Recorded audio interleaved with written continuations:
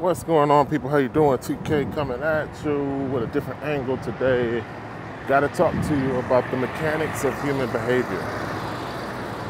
And it's an interesting concept because I don't think a lot of people are very conscious or pay attention to human behavior.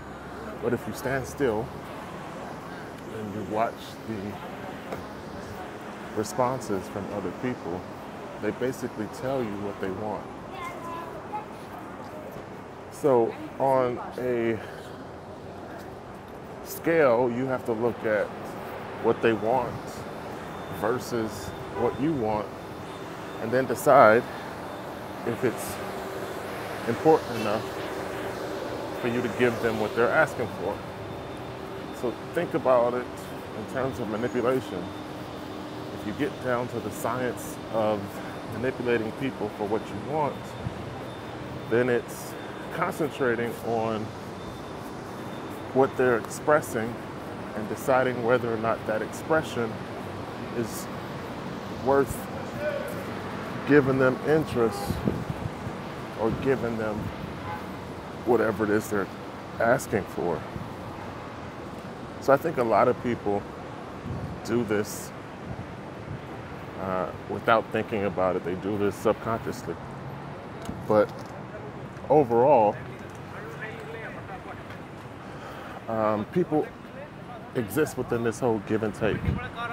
So I'm giving you, you're giving me. And that's how people interact with each other. So think about the next time someone's entering your space. Stand still and pay attention to their expression. Find out when they tell you what they're looking for, if it's worth giving it to them. Let me give you a small example. It's easier to suggest something to someone and make it feel like it's their idea. So my wife says, "Hey, are you watching a movie?" Or "I thought you was watching a movie." And I respond by saying, "I am." And she says, "Oh, okay. I thought you were going out."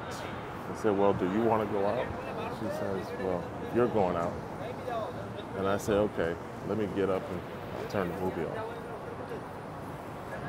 So everything in life is give and take. Think about what you want.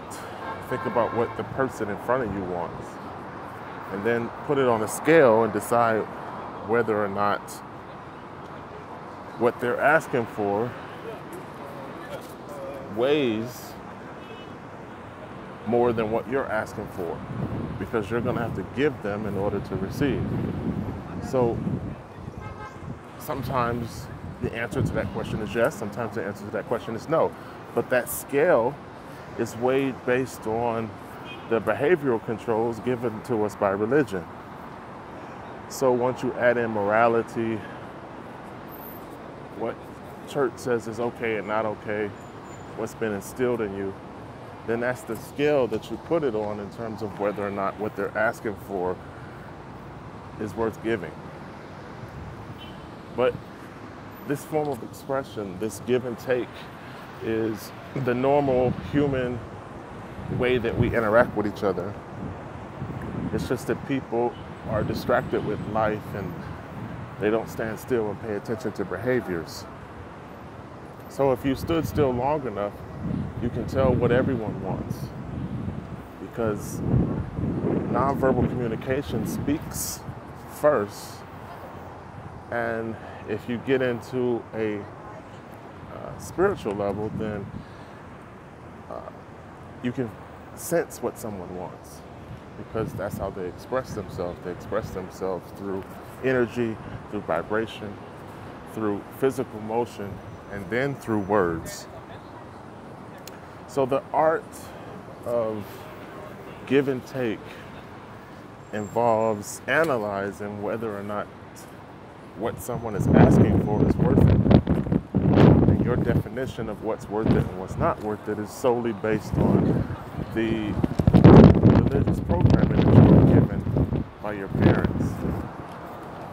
So what's uncommon is people being able to stand still, analyze, and then be able to decide. So think about that in terms of manipulation, because if you get down to the science of human experience, some people who study that can then use it against the people who don't study it. In other words, what I'm saying is that you can more successfully influence someone into doing what you want if you know the mechanics of how humans interact with each other. So I'm going to leave this on the table and let you decide how much value it has on your life. But I just wanted to talk about it because I just saw an interesting movie that described it. I did a post on it. It talked about the spy industry and how spies basically are trained to manipulate and control other people to get what the state wants out of them. So everything you do within a behavioral pattern is supposedly analyzed, and those statistics are gathered and then used against you. So the people you interact with, the porn that you watch, the sites that you visit, everything you do creates a profile. And that profile is supposedly able to predict your next action. And then someone who studies human behavior can manipulate that information to get what they want out of you. So I'm the type of person where I like to not be a stereotype and not be what they say I am in my profile, which simply means that if my profile says that I'm going to turn left, then what I'm going to do is turn right, just to prove to you that I'm not a laboratory rat in a piece of paper where you can basically tell me how to live my life. Now, maybe a lot of people will fit that profile and a lot of people will fit that dossier. But I hate to think that we're all robots. I hate to think that information on or analytics that exists with you within a profile says that everything you do can be predicted. So for the people who can't think, maybe that's true.